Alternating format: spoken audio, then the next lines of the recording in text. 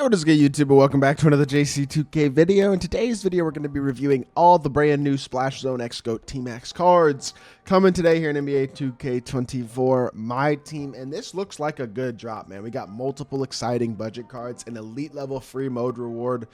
Is free T-Mac going to be any good? Let's see. John Wall is a buyable. Dark Matter is actually a pretty interesting card, even if he's a little undersized. Like, as a whole, this is a pretty fun drop and a pretty solid drop across the board, although y'all know me, I have things to complain about. Number one, it always sucks that it's gambling. That's the first thing. It just sucks that it's gambling. Don't spend your money on this. Number two, why is KP in this drop? It is so scummy that they did not give us a free KP when they won the finals. The Celtics did, but then they dropped him as 100 overall impacts like a few days later. And they dropped Celtics KP. Just rude. Whatever. It's 2K. Can't say I'm super surprised, but I definitely am disappointed. That I will say. And before we hop in, if you haven't already, make sure you hit that subscribe button. Help me push towards the 30,000 subscriber mark on the channel. I upload every single day. We'd really appreciate it if y'all do subscribe. Without further ado, Tracy McGrady, free T-Mac, 6'8" with a 7'2" wingspan, elite size, the 2 statistically and badge-wise. He does have Hoff handles for days, which is really nice. Hoff clamps, a bunch of gold badges.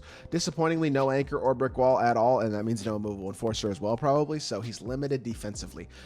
Elite shooter, elite playmaker, elite finisher. He's going to be at least a fun offensive player at the very minimum. He does have his release on very quick, but they did not change his SIGs from his pink diamond card. Yeah, as a whole, this T-Mac is not an exceptional card because the release is not extraordinary. These SIGs are not top tier, and defensively, he's going to struggle.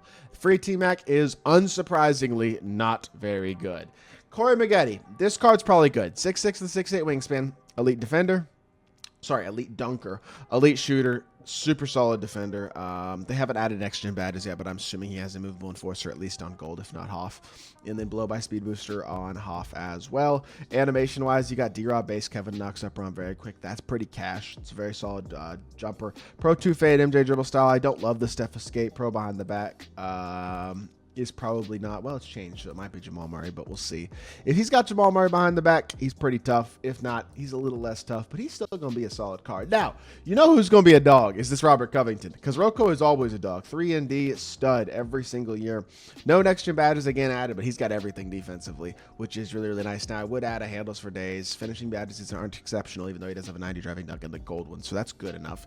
He's an elite level catch and shoot shooter. That's about all he needs to do. He's not really a 3 hunter, but he's a knockdown catch and shoot shooter who does have like actually maybe pretty good SIGs, it looks like. I mean, Steph's drag back, and then they changed behind the back to pro, which could be Jamal Murray behind the back. If that's Jamal Murray behind the back, Steph drag back, Kemba escape, you add handles for days on this card, he can put the ball on the floor some a bit, I will say. And then he's going to be an elite level defender and an elite catch and shoot shot maker. I mean, this Rocco card's going to be an awesome budget 3&D card as always. Rocco's always good, and this year is going to be no different. Anfernee Simons. 6'3", small, but he's got a 6'9" wingspan. Defensively, not exceptional at all, but offensively, he's got great playmaking, shooting, and finishing. His animations are good. I've used his release. It's fun. Kyrie dribble style, Kemba escape, Curry slide ain't bad. Card's going to be really good offensively and fun to use for my Blazers fans out there. Shout out my boy Carson. This Anfernee Simons card should be tough, but he's obviously not going to play for anybody who's not a Blazers fan, I don't think. Like, as a whole, he's not an exceptionally top-tier point guard. He just doesn't have the defense to be that caliber. But this is the other T-Mac, the non-free pullable T-Mac, the Opal. 6'8" with a 7'2" wingspan, hotspots from literally everywhere.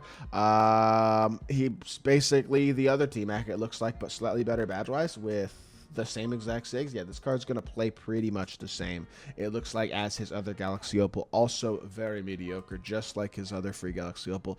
Not a top-tier card. He's also missing the same defensive badges as well. Wes Unseld, this is an elite free card. 6'7" with a 6'10" wingspan, can play the point guard position, and he will be a phenomenal defender, a very capable playmaker, an elite level shooter, and an exceptional finisher. Kobe base, John Collins up around very quick is good.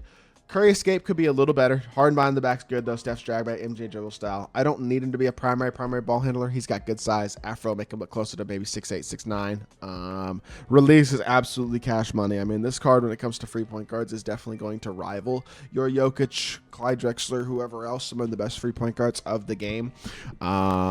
He's going to be really good. I mean, I think he gives you kind of a combination of size, player build, bulkiness, all that type of stuff, while also still having the elite release and stuff. I mean, this might be the best free point guard in the game. He'll at least have an argument. His release is going to be exceptional. His movement looks pretty good. His stats and badges are super complete and solid. I think he's going to be a super good card. So that is a stud free reward. Not to mention Galaxy Opal Runner Test also available in Triple Threat Online Co-op. I'll make a video on the co-op grind later today because it is 100% worth doing. John Wall, 6'3" with a 6'9" wingspan. I mean, his badges are amazing, right? They're really, really good, but he's only 6'3". I mean, he's Pro 3 fade. They didn't change his fade to the Pro 2 to Pro 2. Wow. So his fade isn't very good either. So not an elite fade, not an elite behind the back. Good release, good SIGs. Kyrie Joel style's good, and honestly, John Wall's escape's not bad either. But that's not going to be enough. Without a good behind the back at 6'3", without a great fade, I mean, this card's a really, really disappointing viable card, to be honest. He is not as good as I thought he'd be. He's not bad, but he's not as good as I thought he'd be. He's not going to be an electric top-tier point guard or anything, I wouldn't say. Now, we have Karl Malone, Rudy Gay, and Chet Holmgren, who are your most likely lock-in rewards, and actually very good ones this week. 7-1 with a 7'6" wingspan on Chet. Chet's got... and he's got everything. He's really good. He's an exceptional defender, exceptional shooter, super athletic, very fast, big, versatile power forward at 7'1" with a 7'6" wingspan. And then his release, I mean, I will say Chet's release could be a little better. He does have Steph escape, John Wall's drag back, probably Jamal Murray behind the back, Pro 2 fade. I mean, he's really good at the power forward position at 7'3", at 7'1". The only thing is, I mean, the release could be a little bit better. I just don't think Chet's release is unbelievably great. But he will be a good card. I mean, and I think he's going to do a lot of things really well at the power forward position. All of these guys kind of provide elite size to their position. Like Rudy Gay, 6'8" with a 7'3" wingspan at shooting guard. Hotspots from literally everywhere. This is going to be an incredible card. Trey escape, John Wall drag back, Jamal Murray behind the back. I assume, maybe not Jamal Murray behind the back. I hope it's Jamal Murray behind the back, though. It may not be, though, but he does have off handles for days. He's got really good defense. He's an exceptional shooter and an exceptional finisher. And y'all know Rudy Gay, one of the smoothest, easiest releases in the game, as well as the Pro 2 fade as well, Kyrie dribble style. Like, he will be about as good as any shooting guard in the game, pretty much. I mean, when you think top shooting guards in the game, Glenn Rice is still probably number one. I guess Wemby out of position is super glitchy as well. And then you got guys like Michael Beasley, Ron Artest, Rudy Gay. He's going to be on that very top tier, one of the best shooting guards in my team. Really, really good card. Karl Malone should also be really good. I mean, his release is not unbelievably great, but it's pretty decent. And he's got Kyrie dribble style, Kemba escape, Steph's drag back, good behind the back, Pro 2 fade. Release could be a teensy bit better probably, but he's super complete at the small forward position badge-wise. I mean, he is... Well, you know what an interesting comparison for this card is a better Blake Griffin. That's what I think he is. Now, I don't love that Blake Griffin card, but I think this Karl Malone card will be really good. He's got great SIGs. He's got really good size. He's got a big player build. He's bulky and strong, and then he's going to be a really good defender as well. Like, I think Karl Malone should be a really good card in my team, and I think he's a very, very solid lock-in reward as well. All three lock-in rewards this season this week in terms of the Dark Matters are good. So if you lock in the set, even the bare minimum is still going to be a good pull.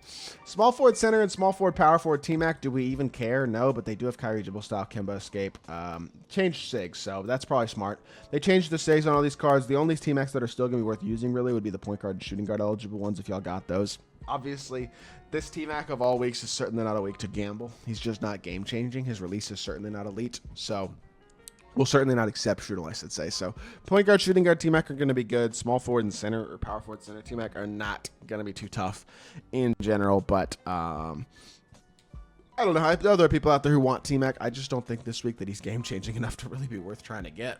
Vince Carter, 6'6" with a 6'9" wingspan, hotspots from literally everywhere. 100 overall. Vince is just going to be a better version of the card that he already had.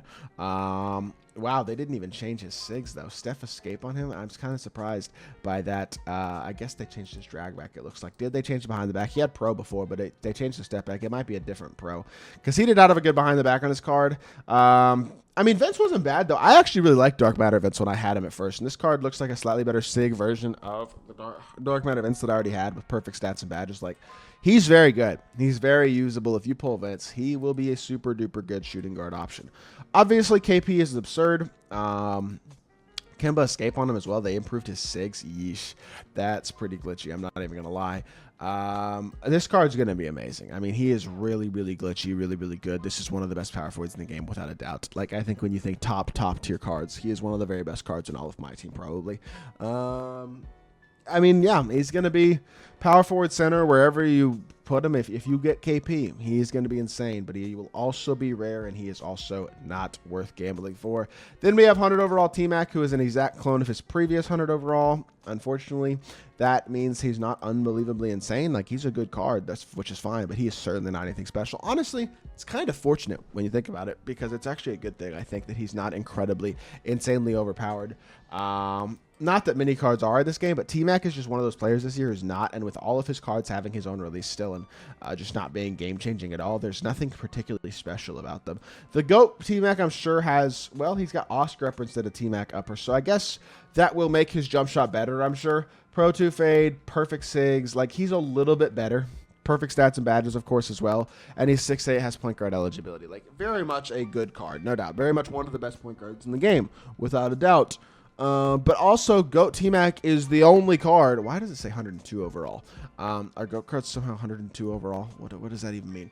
I mean, GOAT T-Mac will be an exceptionally good card, but he will also be an exceptionally rare card, which is, again, a very good thing. So, in my opinion, this drop this week is fine. Like, as far as gambling drops go, at least every card you lock in for is going to be at minimum a very good card. There's a couple of good, interesting budget options in this week's drop, and there's an elite level free reward as well in West Unseld. There have definitely been worse gambling drops than the one they did this weekend, although there could certainly be better content as well. With that being said, that is where we're going to call today's video. I hope y'all did enjoy. If you did, make sure you hit that like button, leave a comment, and subscribe. I'll be back with more 2K content very, very soon. I appreciate y'all. Peace.